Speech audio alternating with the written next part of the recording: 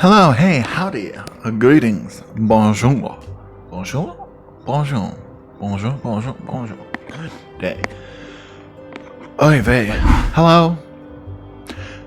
Welcome back to my booktube channel. If you're new here, my name is Adrian.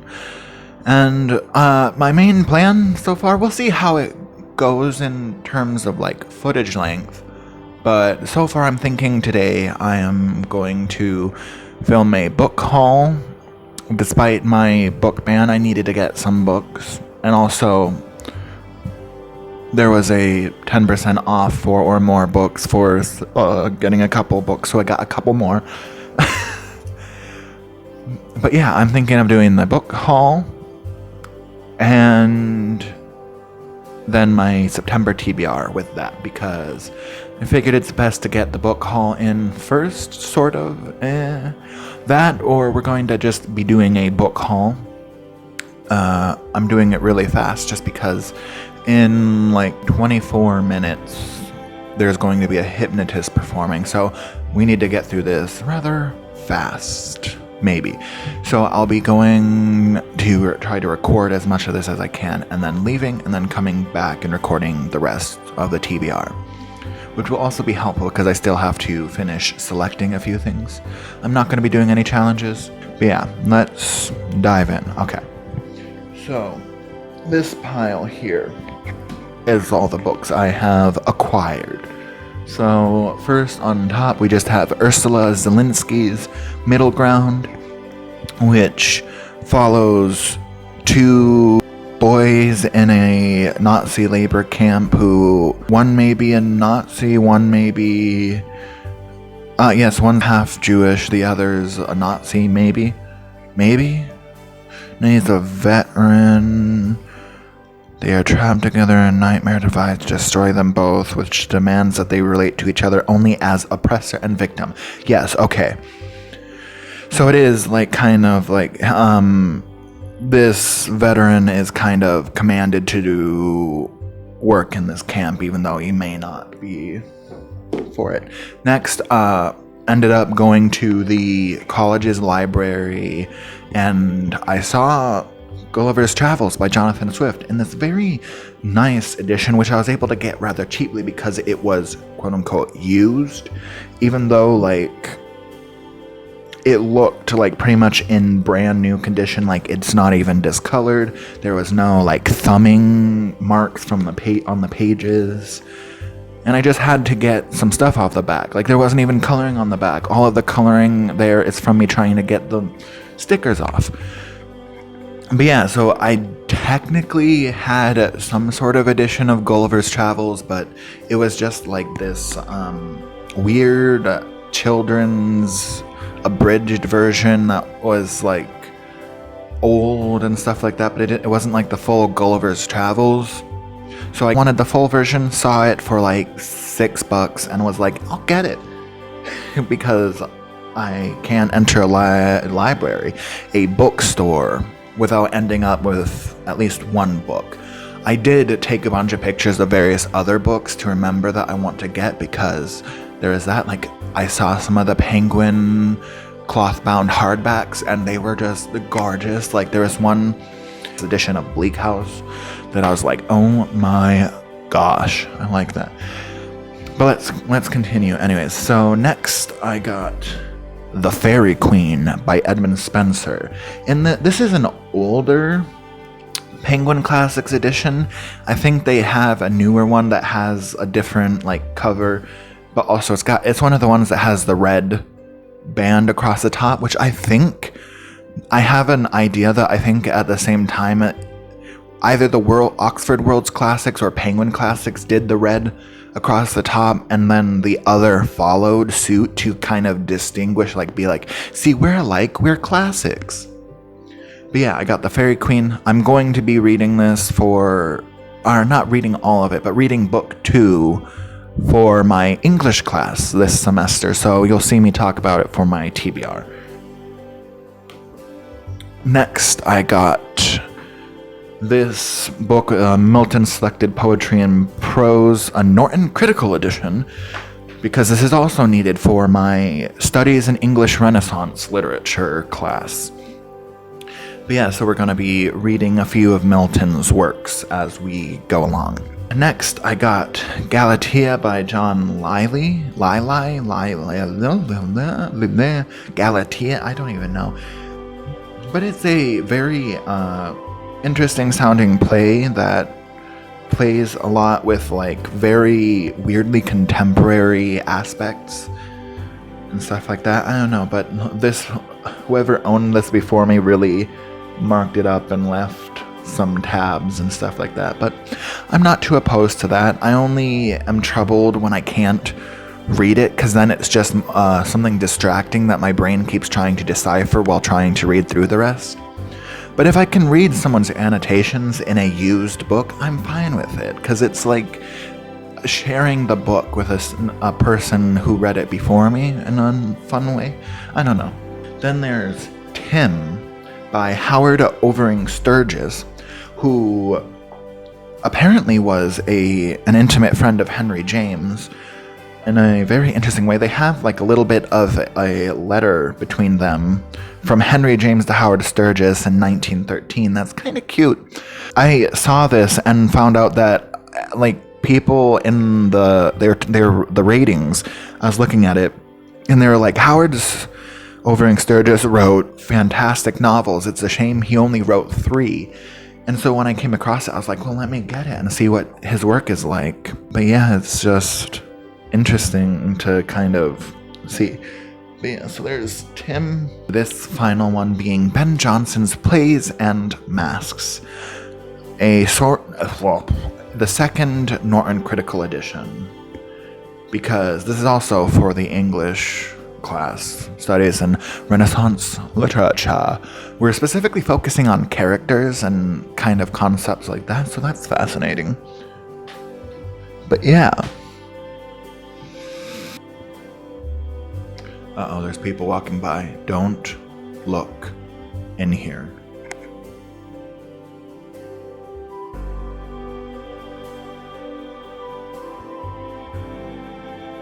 Yeah. Look at me judgingly, and I shall look at you back for looking into someone's freaking room. You can't look into someone's room and expect to not be judged for impinging on someone's privacy. You can't look in here at me recording and be like, what are they doing? I'll look back and be like, why are you looking in here? That's rude. Like, I get a glance because there's something there that's different from the wall, but just staring long enough for me to be making eye contact with you, that's too much. Anyways, I'll see you in the next clip after the hypnotist. I'll tell you about it a bit. Then we'll get to the TBR.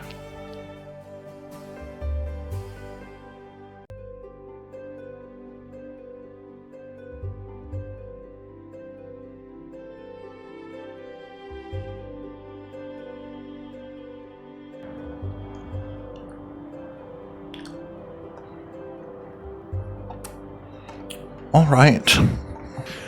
Well, the hypnotist was fun. 2 of my friends ended up hypnotized. One volunteered, the other kind of got hypnotized whilst in the audience, and then got brought up on the stage. Anyways, it was really fun. There were some silly antics, like the hypnotist got them scared of Elmo. Specifically, a tickle me, well, as he put it, a tickle me Helmo. So that was interesting. But yes, now that we have gotten that over with, where did I put my drink? Where did I just put? There it is. Okay. Now, this pile, or well, 2 piles you see next to me, is my planned September TBR. Now, it looks like a lot more than it's going to be, especially because a few of these books, I'm not reading the whole book, just portions of it. You'll see that more clearly. I have kind of piled them in a category order of sorts, I should say. yeah, so they're a bit precariously balanced at some points because they're in different sizes. The order we're going to be going in is books I am continuing from August, and then books that I am definitely going to be reading for classes, and then books carrying over from my August TBR, as you will see, then just books I want to read in September and maybe continue into October for one or two of them, and then a final category of just books I can pick up if I feel like mixing it up a bit.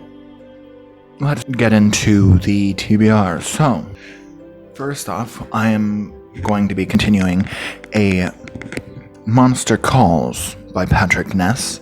I was only like 30-ish pages into this. Yes, 30 or 31. I don't remember which page I was actually explicitly on. But I think, honestly, I will probably get through it much faster once I actually sit down and take the time to get through class readings and then read for fun. Yeah, I've talked about this. If you want to get some more ideas of what this book is like, maybe check out my August TBR. Next is War and Peace. I am going to continue this now, pick it back up after the little break I took from it.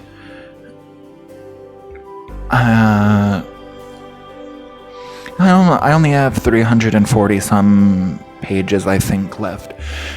So I'm not too worried about finishing it before the end of September, which will leave me a whole month of just having to review what I've already read for the class, which is going to be nice. And then I can just read some other stuff. Which some people might be like, but that's kind of against the point. But it is nice to be able to discuss parts of a book with full context instead of discussing it as you go. Because then there's sometimes points where I'm like, I know better than... God, that sounds terrible. But it's like when you're talking about certain things in the text. For example, when we were talking about childhood, there was a certain thing where I was like, you're trying to counter my point, but you can't fully, because not only do I have this support in what we've read, but I also read the next two works, and there's parts in that just explicitly make it even more clear that that's the case. I'm being very vague on purpose because spoilers. But yeah, anyways, I'm going to be continuing War and Peace. Then I'm hoping to finish War and Peace, and then I'm hoping to finish The Great Hunt. And then I'm hoping to do like a video where I talk about the first two books in the Wheel of Time, and then just kind of going through the Wheel of Time, because I do want to talk about it a bit more, you know? Because I have stuff to say. I just have to re-look through a couple things to make sure I am remembering the specific things correctly. But I digress. Just gonna try to finish The Great Hunt. Yes, okay. That's the ones that I am continuing, that I started in August and didn't finish. Next, I'm reading a piece out of Tolstoy's short fiction, the novelette Family Happiness. It's called Family Happiness in this edition, and that's what the teacher has called it, so I have no idea if there's another one. I know there is, I'm pretty sure, because Emma at Emmy had trouble finding it, and then she discovered it had a different title that she had a copy of. But yeah, we've technically started it for the first, so I'm still counting it. I'm gonna be finishing it this weekend because it's the 3rd, so I still have tomorrow and Monday before we're supposed to talk about the whole, or like about finishing it up Tuesday, which I'm not looking forward to reading the rest of it. I've read some of the beginning just because Emma so far, from what I've seen, she liked War and Peace much more than I am liking it. Just judging by her video titles, I read 500 pages of War and Peace and it ate my heart, and I am that seems a bit of an exaggeration, but I'm not going to police your reaction. It's a lot compared to what my experience has been, I guess. But she did not like it, so considering she actually liked, or maybe it'll be the other way around and I end up liking what she doesn't like. I don't think that'll be the case because it's not explicitly that. I just so far have had more of a it's alright response to some of the books that she's really loved. I can't say that a lot though, because I read Letters to a Young Poet, and I'm reading War and Peace and Childhood, Boyhood, Youth, and Anna Karenina. Those are the only ones I have a basis on for her reading taste versus mine, I guess. We both love A Christmas Carol, so there's that. But, yeah, she seemed to like Anna Karenina far more on her first read through than I did. And there's just all that stuff, so we'll see how Family Happiness goes. But yeah, that's the one I'm reading before getting it in the Tolstoy class, before we get into War and Peace and then Anna Karenina. Anyways, the next two books are for my Zen Buddhism class, and they are the Zen source book with traditional documents from China, Korea, and Japan, and then Chan Buddhism by Peter Hirschhock, which, we've read some of it already, but we're going to be reading much more of it. So I figured include it on the list. So far, it's fascinating. I don't know if I agree with just some minor things, which might be translation issues, because it does seem especially as the professor has put it, is that sometimes the English translation doesn't seem to convey it the best, but that's because it's a bit difficult to convey anyways. There's a part of the Zen source book where they're talking about the closer you get, the more you approach linguistic limits, so it eventually gets to a point where it's art and visuals, although I didn't see anything about videos or plays or music or anything like that, so I'm interested to see if any of that comes up. But yeah, so there's the Zen source book and Chan Buddhism. Okay. Next, we're going to be getting into books for my Studies in Renaissance Literature class. So in that class, we're going to be reading The Fairy Queen, specifically Book 2 of The Fairy Queen, and that's it. Hopefully, I'm able to parse it out pretty well. I've only read some of Amoretti and Epithalamion, I believe is the word, but I really liked those. So we'll see how this goes with more Spencer. I have to do a leading discussion on this anyway, so gotta get into it, and yeah.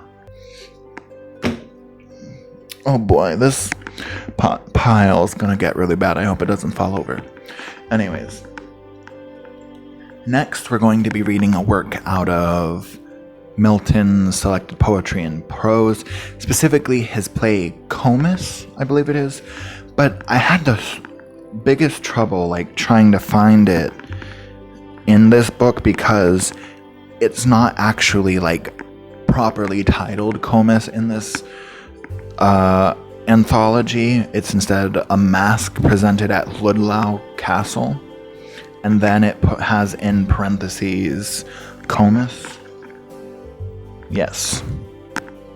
Yeah, I'm going to start a separate pile so we're not getting too much. And then after that, we're going to be reading John Lyly's Galatea. I'm not talking about them much because I don't have much idea about what most of them are about.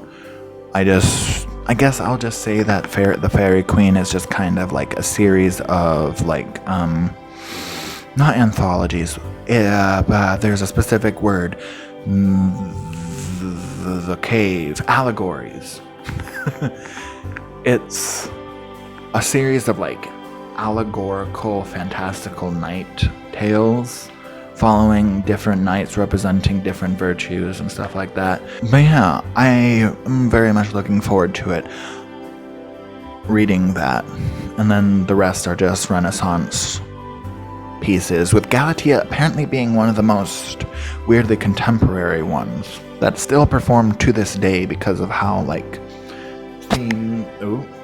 some themes and stuff like that are present. Anyways, next we're done with that section, so we're getting into carryovers from my August TBR. So we have A Short Course in Kindness. Whoops. Next is the Carrying by Ada Limon. Some poems. I'm not carrying over the Dwayne Reginald Betts. I don't know. I'm not carrying it over because I don't want to read that right now. I do think I'll put it more towards like a time period where I'm feeling like very much like I'm very actively feeling what? I'm feeling alexithymia really shooting me in the legs right now. Anyways, after that there is the 100 Cupboards trilogy. I didn't even start this towards the end of August.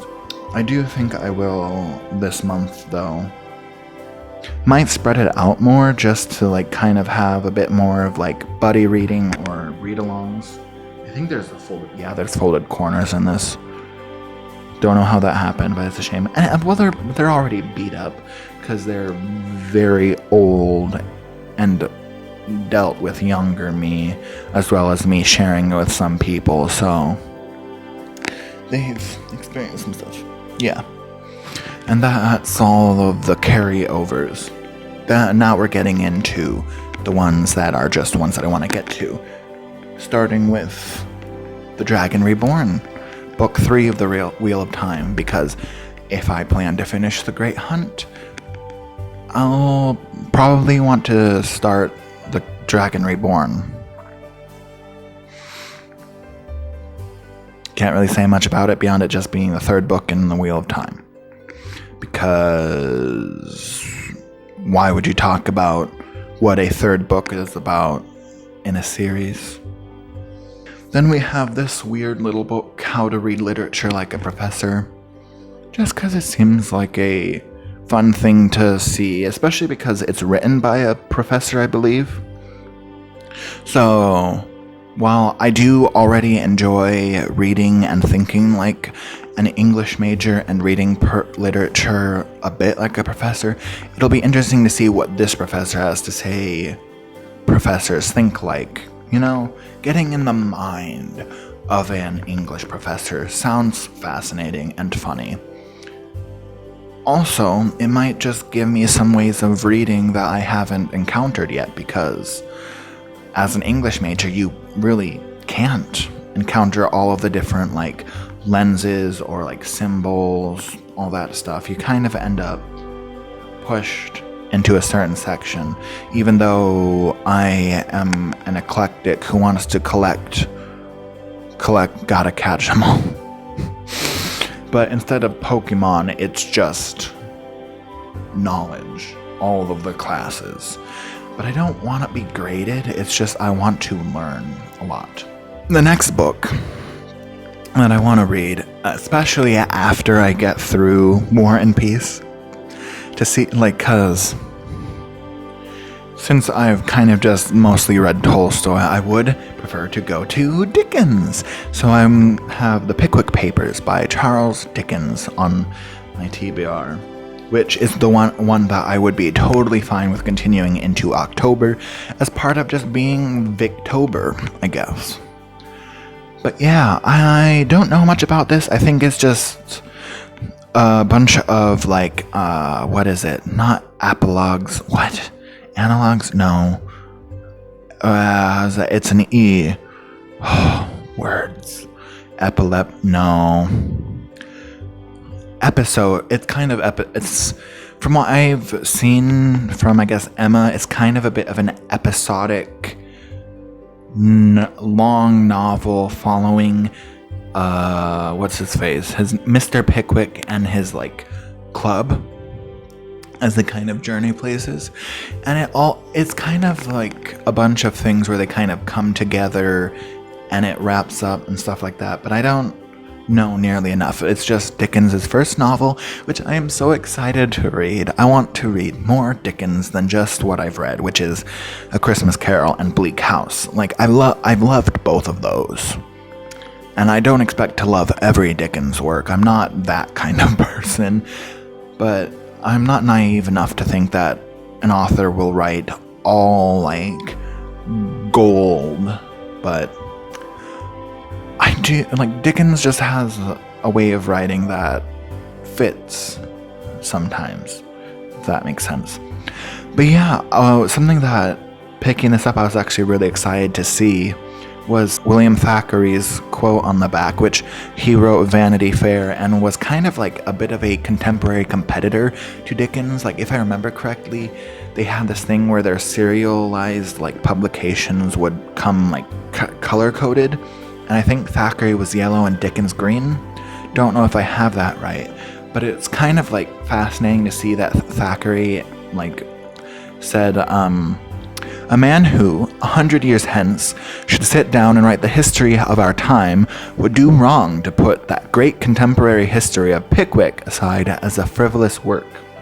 That makes me excited to read this to see how Dickens captures the time. Yeah, so that's Pickwick Papers. That's the last of like the ones that I'm like, I want to at least pick these up. I have 2 left. I'm just gonna go through them fast because these are ones that are just ones I can pick up if I'm feeling like it. The next book, which is in this category, is James Rowland's The Last Oracle, which I think kind of follows this kind of thing that like conspiracy all the way back to Greek times, where it's like a next great prophet or something like that and how it'll change the world. I don't know, it's a thriller. That's all I really got from that.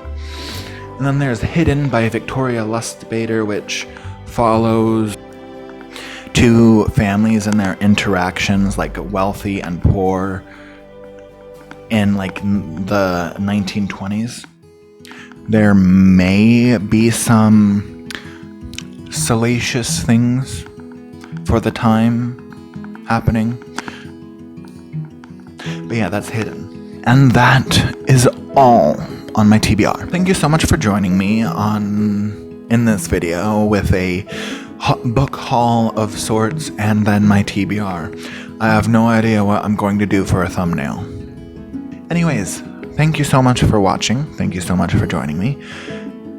If you liked the video, do all the YouTube things accompanied with that. If you have any thoughts on the books, or, you know, if you're like wanting to join me in buddy reading the 100 cupboards like that one comment person was, but I've never heard back from, comment below.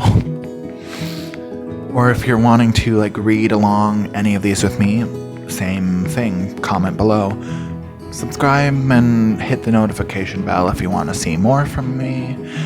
And I'll see you in the next video, I guess. Ciao.